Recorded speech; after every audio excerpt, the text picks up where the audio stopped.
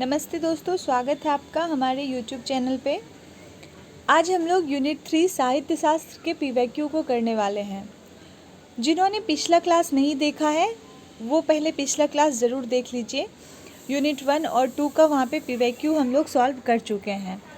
उसके बाद आज हम लोग यूनिट 3 में पाश्चात्य काव्यशास्त्र का जो पीवाईक्यू है उसे सॉल्व करने वाले हैं और नेक्स्ट के क्लास में भारतीय काव्यशास्त्र के पीवाईक्यू को सॉल्व करेंगे। तो यह जो है यह जून 2024 का क्वेश्चन है। पहला क्वेश्चन यहाँ पे है, रचना दी हुई है और रचनाकार दिए हुए हैं जिसे कि मिलान करने का क्वेश्चन में था। तो यहाँ पे देखिए आपको लिटरेरिया बायोग्राफिया यह किसकी रचना है? तो यह कॉलरिज की रचना है। द हेटोडिक्स किसकी रचना है? अरस्तू की। द लिरिकल बैलेड्स वर्ड्सवर्थ की रचना है और प्रैक्टिकल क्रिटिसिज्म रिचर्ड्स की रचना है। तो पाश्चात्य काव्यशास्त्र से रचना और रचनाकार के संबंध में क्वेश्चन पूछे जाते हैं। नेक्स्ट क्वेश्चन है, अरस्तू के विरेचन सिद्धांत की तुलना किस भारतीय काव्यशास्त्री के सिद्धांत से की जाती है? तो अरस्तू के विरेचन सिद्धांत की तुलना जो है वो अभिनव गुप्त जी का जो है अभिव्यक्तिवाद, इससे किया जाता है। किसकी तुलना? तो अरस्तू के विरेचन के सिद्धांत की तुलना अभिव्यक्तिवाद अभिनव गुप्त का जो है उससे तुलना किया जाता है। नेक्स्ट देखिए, यह 27 अगस्त को जो री एग्ज़ाम हुआ था उसका है फर्स्ट शिफ्ट का क्वेश्चन। यानी कि ये जब जून 2024 का जो एग्ज़ाम था वह कैंसिल हो गया था, उसके बाद री एग्ज़ाम हुआ था 27 अगस्त 2024 को री एग्ज़ाम फर्स्ट शिफ्ट का क्वेश्चन है यह। अरस्तू के त्रासदी सिद्धांत के अंगों का क्रम क्या है? तो अरस्तू के त्रासदी के सिद्धांत के अंगों के अंग हैं, सबसे पहले है कथानक, यहाँ पे होगा आपका कथानक,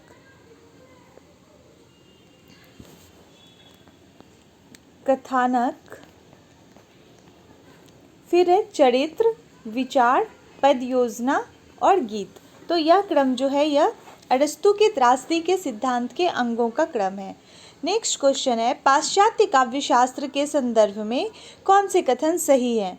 तो यहाँ पे देखिए, यह जो नोट्स है यह मेरा खुद का नोट्स है। तो यहाँ पे मतलब जो सही ऑप्शन है हम उसी को बस नोट डाउन किए हैं जिससे कि हमें याद करने में भी सहूलियत होगा।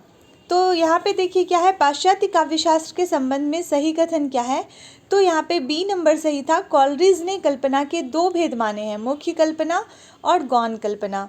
दोनों में अंतर परिणाम एवं कार्य प्रणाली के स्तर पर होते हैं, यह कथन सही है। दूसरा है, इलियट ने परंपरा और व्यक्ति प्रज्ञा निबंध में घोषणा की कि कविता कवि व्यक्तित्व की अभिव्यक्ति नहीं, व्यक्तित्व से पलायन है, यह कथन भी सही है। तीसरा है, प्रैक्टिकल क्रिटिसिज्म में अर्थ विचार करते हुए रिचर्ड्स ने 4 प्रकार के अर्थों का उल्लेख किया, वाच्यार्थ, भावना, बोधत्व के प्रति अभिवृत्ति और अभिप्राय, यानी कि ये कथन भी सही है।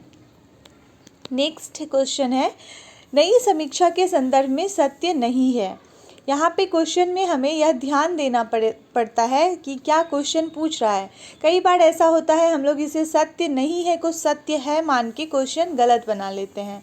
तो यहाँ पे नहीं है पूछा है, नई समीक्षा ने विक्टोरियन नैतिकता को साहित्य की मूल वृत्ति माना, गलत है।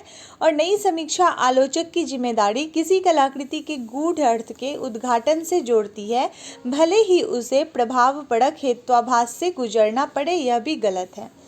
नेक्स्ट क्वेश्चन देखिए, रचना और रचनाकार है। तो देखिए रचना और रचनाकार को तो जरूर आप लोग याद करिएगा, ज़्यादा यहाँ से क्वेश्चन आते हैं। पेरीपोएटिकेस किसकी रचना है? अरस्तू की। बायोग्राफिया लिटरेरिया कॉलरिज की रचना है। द सेक्रेड वुड इलियट की रचना है। Principle of literary criticism Richards की रचना है। नेक्स्ट है, 4 सितंबर 2024 को जो सेकेंड शिफ्ट री एग्ज़ाम 4 सितंबर 2024 को सेकेंड शिफ्ट हुआ था, असत्य कथनों की पहचान करना है। पहला है, अरस्तु त्रासदी के लिए दुखांत होना अनिवार्य मानते हैं। अरस्तु का मानना है कि बिना चरित्र चित्रण के त्रासदी संभव नहीं है, किंतु कार्य व्यापार की अवहेलना की जा सकती है। ये दोनों कथन ही असत्य हैं। नेक्स्ट क्वेश्चन है, कल्पना सिद्धांत के संबंध में क्या असत्य है? कॉलरिज ने कल्पना पर तर्कसंगत ढंग से विचार किया और कहा कि यह बेशक दिव्य शक्ति हो सकती है किंतु रहस्यमय नहीं है, गलत है। मुख्य या प्रारंभिक कल्पना एक आत्मिक ऊर्जा है जिसमें मनः शक्ति अथवा आत्मशक्ति के अन्य सभी पहलू प्रत्यक्ष ज्ञान शक्ति, विचार शक्ति, संकल्प शक्ति, मनोवेग आदि सभी समाहित हो जाते हैं। तो ये कथन भी गलत है। नेक्स्ट है, आइए रिचर्ड्स के पुस्तकों के प्रकाशन वर्ष के अनुसार पहले से बाद के क्रम में लगाना है। तो दी फाउंडेशन ऑफ एस्थेटिक, इसका रचना कब हुआ? 1922 में। The principles of literary criticism 1924 में। साइंस एंड पोइट्री 1925 में। प्रैक्टिकल क्रिटिसिज्म 1929 में और दी फिलॉसफी ऑफ रेटोरिक 1936 में। आगे क्वेश्चन है, कौन से कथन सत्य है? मिथक अनेक आद्य बिंबों का गुच्छा होता है, केवल एक प्रतीक से उसकी सृष्टि नहीं हो सकती, सही है यह कथन। काव्य बिंब का मुख्य कार्य संप्रेषणीयता है तथा वह कलाकार की अनुभूति और प्रभाता के बीच संबंध स्थापित करने वाला सूत्र है, यह कथन भी सही है। और फैंटेसी का संबंध स्वप्न और अवचेतन मन में घटित होने वाली घटनाओं की विघटित और बेतरतीब बिंबावलियों से है, यह कथन भी सही है फैंटेसी के संबंध में। नेक्स्ट है, निम्न पाश्चात्य काव्यशास्त्री को जन्म के अनुसार पहले से बाद के क्रम में लगाएं। तो सभी काव्यशास्त्री जो महत्वपूर्ण है उनका हमें जन्म वर्ष भी याद होना चाहिए। लोंजाइनस का जन्म कब हुआ था? 1 से 3 सदी के बीच माना गया है। जॉन ड्राइडन का 1631 से 1700 के बीच है। सैमुअल जॉनसन का 1709 है जन्म। फिर विलियम वर्ड्सवर्थ का 1770 और बेनेडिक्टो क्रोचे का 1886, यानी कि यह जो है यह क्रम में लगा हुआ है। नेक्स्ट क्वेश्चन है, शब्द और प्रवर्तक। अंतर्विरोध शब्द के प्रवर्तक है क्विंथ ब्रुक्स। अनेकार्थ शब्द के प्रवर्तक है विलियम एम्पसन। तनाव शब्द के प्रवर्तक है एलन टेट और विरोधाभास के प्रवर्तक है Robert Penn Warren. Next question है, पेरिप्सूस एक असाधारण लेख है, लोंजाइनस के संबंध में यह किस विद्वान का मत है? तो यह मत है किसका? विमसेट एवं क्लिंथ बुम्स का।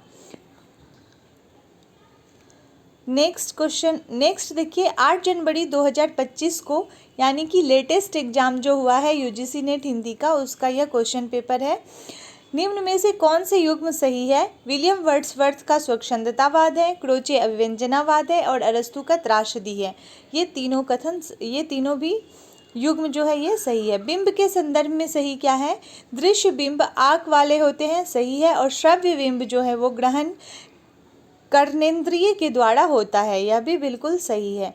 केवल अतीत ही वर्तमान के रूप को मर्यादित नहीं करता बल्कि वर्तमान भी अतीत को प्रभावित करता है, इलियट का कथन है और यह बहुत प्रसिद्ध कथन है। सही युग्म क्या है? कार्ल मार्क्स का क्या है? द्वंद्वात्मक भौतिकवाद। अस्तित्ववाद सार्त्र का है और विरेचन अरस्तू का सिद्धांत है। पाश्चात्य विचारकों के कालक्रम देखिए, यहाँ पे फिर आपको जन्मवर्ष याद रखना चाहिए।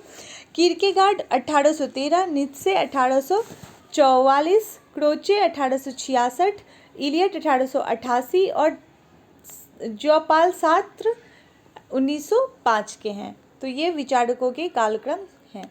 नेक्स्ट है, काव्य सिद्धांतों को पहले से बाद के क्रम में लगाना है। तो सबसे पहले विरेचन का सिद्धांत, उदात्त सिद्धांत, काव्य भाषा सिद्धांत, अभिव्यंजनावाद सिद्धांत और मूल्य सिद्धांत। हमें सबका सिद्धांत, इनके जो प्रवर्तक हैं उन्हें याद करना है और उन्हीं के जन्म वर्ष के अनुसार जो है इसका क्रम भी होता है। नेक्स्ट है, किस विचारक का संबंध रूसी रूपवाद से नहीं है?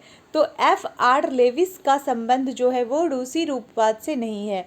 तो यहाँ पे हम लोग देख लिए पाश्चात्य काव्यशास्त्र के महत्वपूर्ण विवय क्यों, इसे आप लोग ऐसी तरह से नोट बना लीजिएगा जिससे कि आपको रिवीजन करने से पहले आपको इसे पढ़ना है। अब हम लोग इसमें देखते हैं, जैसे आप देखिए यहाँ पे ये सॉल्व करने से क्या होता है, एक तो हमें क्वेश्चन याद हुआ, दूसरा है कि हमें यह पता चलता है कि कौन से ज़्यादा रिवीजन करने चाहिए कौन से टॉपिक को। जैसे देखिए पाश्चात्य काव्यशास्त्र से अगर हम लोग देखें तो क्या सब पूछा गया, एक तो इनके जन्म वर्ष और जन्म वर्ष के अनुसार इनका क्रम पूछा गया, तो हमें जो महत्वपूर्ण विचारक हैं उनके जन्म वर्ष याद होने चाहिए। दूसरा क्या पूछा गया, प्रमुख रचना, जो भी प्रमुख रचनाएं हैं वो भी हमें याद होना चाहिए।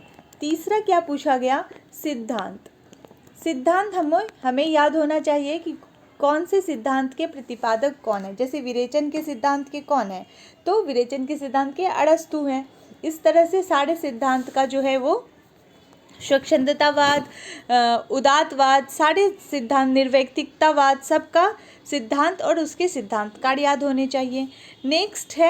नेक्स्ट पॉइंट अगर हम लोग देखें तो कौन से क्वेश्चन आए हैं, कथन। अगर कुछ कथन महत्वपूर्ण है, जैसे कि वर्तमान ही अतीत को, ये क्या था यहाँ पे, अतीत ही बस वर्तमान को प्रभावित नहीं करता, बल्कि केवल अतीत ही वर्तमान को रूप को मर्यादित नहीं करता, वर्तमान भी अतीत को प्रभावित करता है। तो इस तरह के जो 2, 3, 4, 5 कोटेशन है, ये आपको महत्वपूर्ण कोटेशन है, ये भी आपको याद रखने चाहिए।